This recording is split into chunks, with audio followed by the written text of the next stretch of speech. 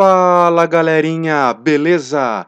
Mais uma aula de história para vocês e dessa vez o tema é o Império Persa. Gente, na verdade, essa aula pode ser considerada uma continuação, uma continuidade das aulas sobre Mesopotâmia e Crescente Fértil. Por quê? O Império Persa pode ser considerado também um povo, os persas podem ser considerados um povo que viveu ali na Mesopotâmia e no Crescente Fértil. Por que isso? Bom, como é um império e qual é a ideia de um império? Qual é a característica de um império? É a expansão territorial. Pois bem, o Império Persa vai fazer isso. Aqui temos o mapa mundi e os persas, eles vão dar início nesta região aqui, tá? Mais próximo à Ásia Central. Esses caras aqui, a gente vai ver durante a aula, não tinha uma terra muito boa para agricultura. Não eram terras férteis onde eles moravam. Então, eles precisavam, no plano econômico, ter alguma atividade que não fosse agricultura, porque lá era difícil, para que eles conseguissem fazer um bom comércio. E eles fazem isso, eles conseguem, eles têm grandes vitórias com esse comércio.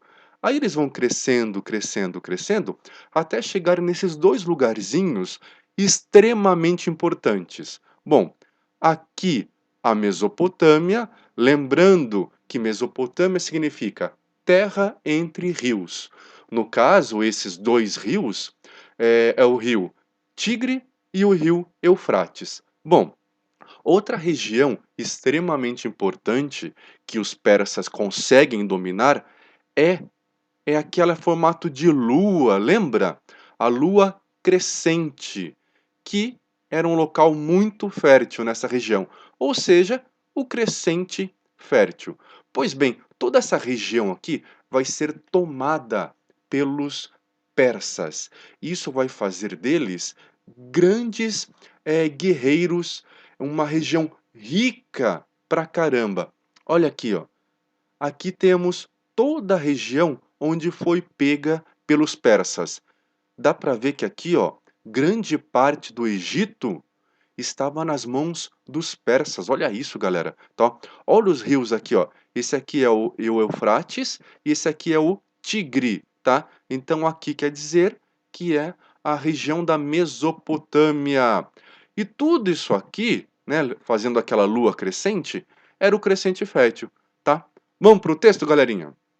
Bom, vamos lá. A região da Pérsia,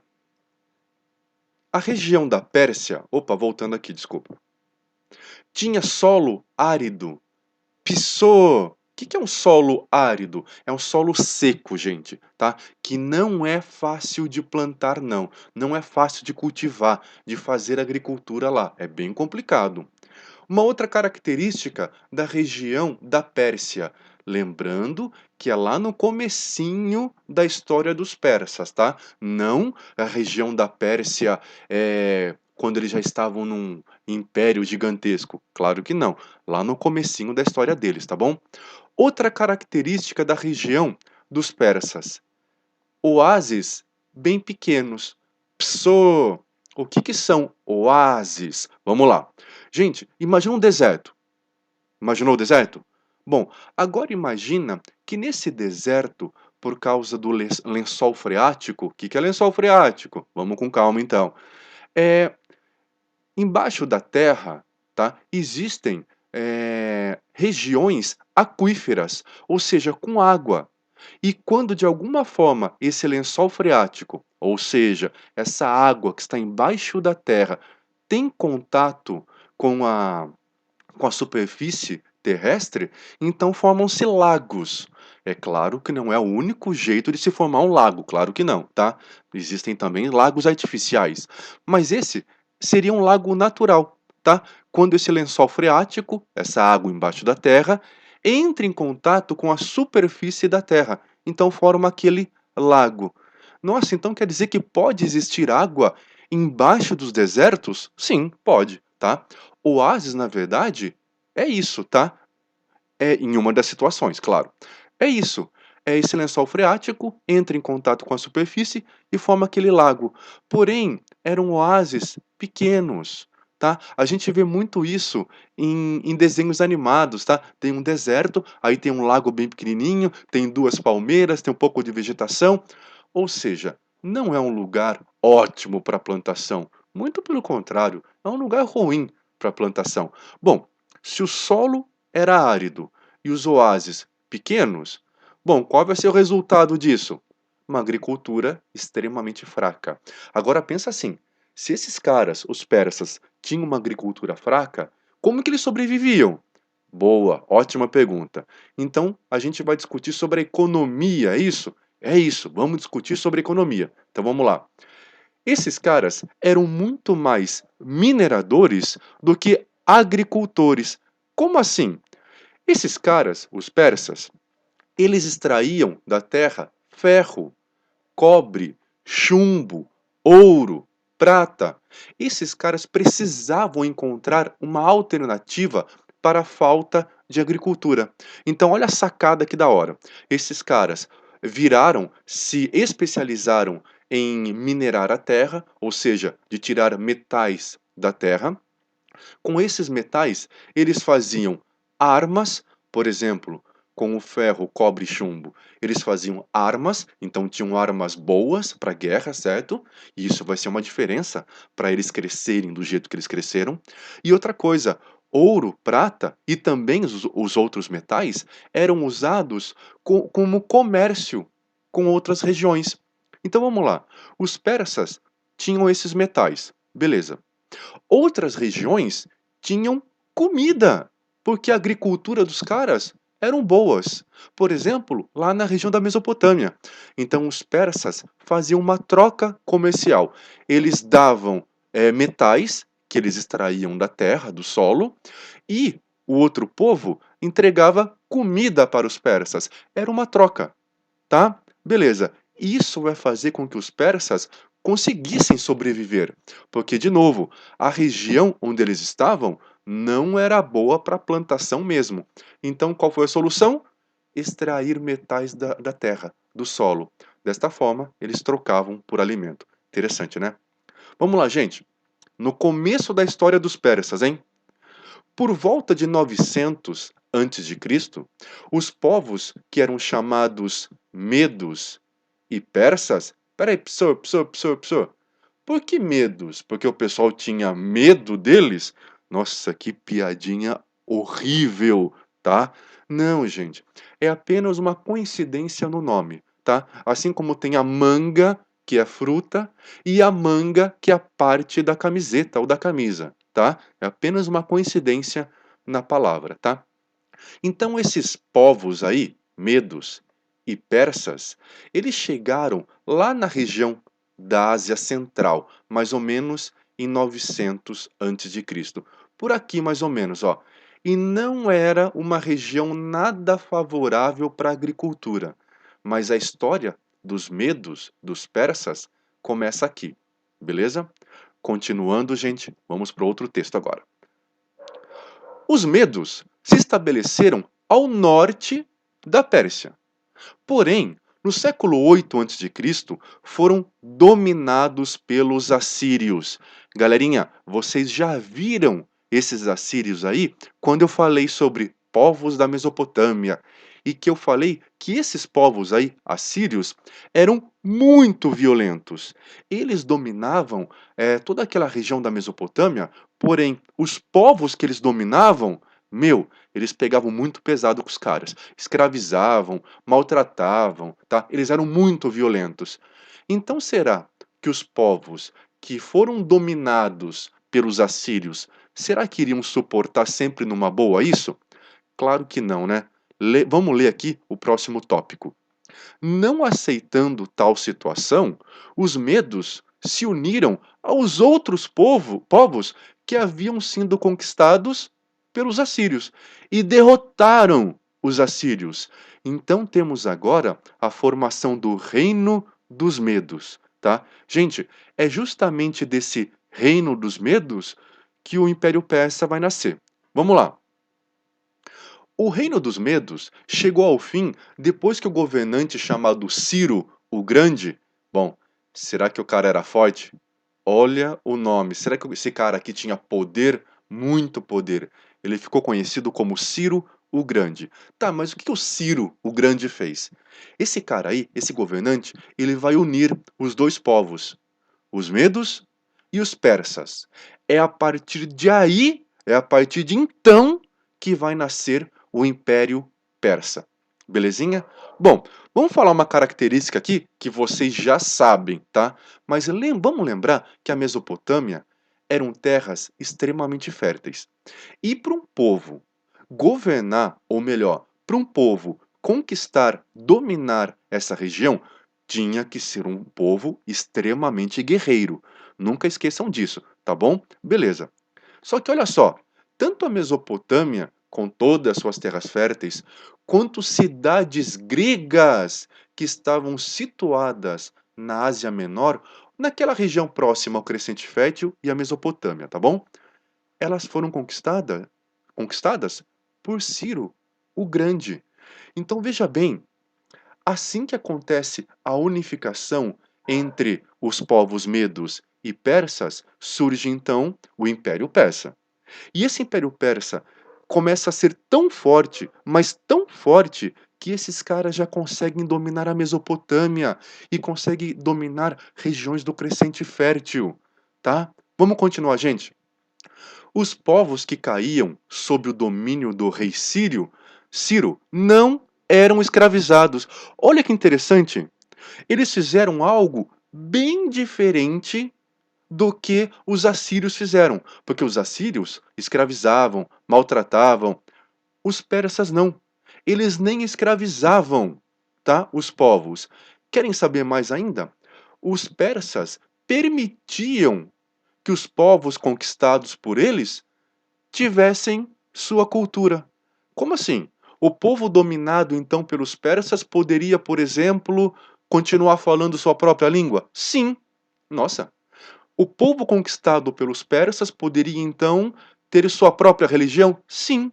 Os persas não impediam isso. Só que tinha uma coisa: eram obrigados a pagar impostos para os persas e também eram obrigados a participar do exército persa. Os persas pensaram o seguinte: ué, nós vamos dominar muitos povos, porque nós somos um império, ou seja, expansão territorial. Esses povos que a gente dominar, se a gente brigar muito com eles, eles podem se voltar contra a gente. Então por que que a gente não faz uma união? Boa ideia. E foi isso que Ciro o Grande começou a fazer. Aqui, ó, uma selfie do Ciro, tá? Ele fez uma selfie, tá? Continuando, gente. Ciro o Grande, ele vai morrer. O filho dele vai assumir o poder. Entretanto, o filho dele fica apenas 6 anos no poder, muito pouco tempo.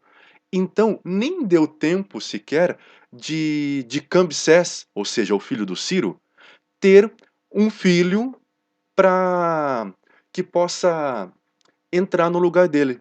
Então, olha o que aconteceu. Ciro o Grande falece. Aí sobe o filho do Ciro, Cambises. Porém, Cambises morre muito jovem e não deixa um herdeiro para assumir o trono. O que acontece então nesse momento? Após a morte do filho do Ciro, ou seja, de Cambises, um cara chamado Dario I vai assumir o poder. Porém, ele só assume com a ajuda de algumas famílias muito ricas que existia lá no Império Persa. Essas famílias muito ricas falaram assim: Dario, vem cá. A gente coloca você no governo. A gente coloca você no governo. Só que tem o seguinte: em algum momento eu quero que você coloque nós, essas famílias ricas que estamos ajudando você, eu quero que você coloque a gente no governo. Eu quero que você, Dario I, dê poder político para nós, famílias ricas. E Dario aceita. Aceita, tá? Dario faz o que então? Uma coisa chamada reforma administrativa. Gente, se é reforma, a tentativa é melhorar alguma coisa. tá? Se eu estou falando de reforma administrativa, é reforma no governo. Nossa, mas o que Dario vai fazer para melhorar o governo? Olha aqui, ó, ele de alguma forma agradecendo aquelas famílias ricas por terem colocado ele no governo. Gente, é claro que isso aqui não é uma coisa boa que um governante faça, tá? Não pode ajudar os seus amiguinhos de governo, né? O governo tem que ser, ou pelo menos deveria ser, para todos, não apenas para algumas famílias. Mas vamos lá, vamos ver o que Dario I fez. Dario dividiu o império, que agora estava gigantesco, em várias partes, em várias regiões. Em cada região dessa que ele dividiu, ele colocou uma família rica para tomar conta. Então, de novo, o império continuava a ser uma coisa só, tá? O Império Persa. Porém, ele dividiu só para facilitar a administração, tá? Por exemplo, imagine que nossa escola não tivesse várias classes, tivesse uma classe só com 1.000 alunos. Aí ficaria complicado, né? Eu teria que ensinar uma coisa para uma outra galerinha tem que ensinar outra coisa, iria ficar muito confuso. Então, o que que a gente faz na nossa escola? Divide as classes por série e séries por turma. A, B, C, D, E, enfim, tá? Dario fez a mesma coisa. Pegou aquele império gigantesco e dividiu essas regiões e colocou uma família em cada região para governar. É claro que essas famílias se tornaram muito mais ricas ainda com isso, né? Olha uma selfie aqui, ó, do Dario I, tá? Continuando. Dario I nomeou 2 funcionários para cada região. Por quê? Para facilitar a cobrança de impostos. Ah, ligeiro, cara, né? Já está preocupado com a cobrança dos impostos para enriquecê-lo. Também, mas vamos lá, gente. Olha que interessante que Dario vai fazer. Vai construir estrada pra caramba no Império Persa. Muita estrada. Por quê? Por alguns motivos. Primeiro, é, imagina assim o Brasil. O Brasil tem a sua capital, que é Brasília, tá? Vamos fazer de conta que todas as estradas do Brasil, se você for andando por ela, vai chegar em Brasília. E faria sentido isso, tá? Por quê? Ué, Brasília não cobra impostos da gente? O imposto deveria chegar até lá. Só que naquela época não tinha banco, tá? Não tinha conta digital, tá? Não. Era tudo físico. Você pegava, as pessoas arrecadavam esses impostos e levavam até a capital. Imagina a gente levando esse dinheiro até a capital. Agora, imagine se não tivesse estrada para lá. Tá? Ficaria complicado. Iriam falar que eu que não quis o imposto, pagar o imposto. Aí eu vou ser preso por isso, tá louco? Não. Então o que Dario fez? Construiu um monte de estradas. E todas essas estradas levavam para as 2 capitais persas. 2 capitais Psor. Exatamente. Uma era a capital administrativa, ou seja, capital de governo mesmo, tá? Da onde Dario governava, que era a cidade chamada de Susa. Uma outra cidade, Persépolis, era a capital também, mas uma capital religiosa, tá? Uma religião politeísta, inclusive, tá? Bom, além da agilidade da cobrança dos impostos, por que aconteceram essas construções de estradas? Dario também pensou numa outra coisa. Para eu ficar antenado, para eu ficar ligado em tudo que está acontecendo no meu império, eu quero informantes nessas regiões. E eu quero que, de vez em quando, esses informantes venham rapidamente até onde eu estou, ou seja, na capital, e me passe as informações do que está acontecendo nesses lugares, nessas regiões. Interessante também, ele quer ficar antenado com tudo. Outra coisa, gente, imagina que você é um comerciante nessa época e não tinha estrada para você levar os seus produtos. Como é que você iria fazer o comércio? Difícil, né? Pois Dario I resolveu isso. Com esse monte de estrada, até o comércio ficou mais rápido, ficou mais ágil, tá? Interessante, hein, gente? Tudo isso foi a reforma administrativa de Dario I. Gente, essa aqui é a cidade em ruínas, claro, né? De Susa, e essa aqui é a cidade em ruínas de Persépolis. Bonitas, né? Bom, Dario I espalhou o uso da moeda de ouro, que ele mesmo mandou cunhar. Mandou o quê? Fabricar, tá? Tornando o comércio muito mais fácil e ágil, além de facilitar a cobrança de impostos. Gente, Dario I começou a fazer um monte de moeda, tá? E essas moedas serviam tanto para comércio quanto para pagar impostos. Agora, ao invés de você dar um produto em troca de outro, era você apenas dar moeda, tá? Em troca do produto. Agora está uma compra, um comércio mais próximo do que a gente conhece hoje, né? Tá? Continuando, gente. O comércio também proporcionou ou propiciou as trocas culturais dentro do vasto império. Isso vocês já sabiam, hein, gente? Trocas comerciais facilitam as trocas culturais.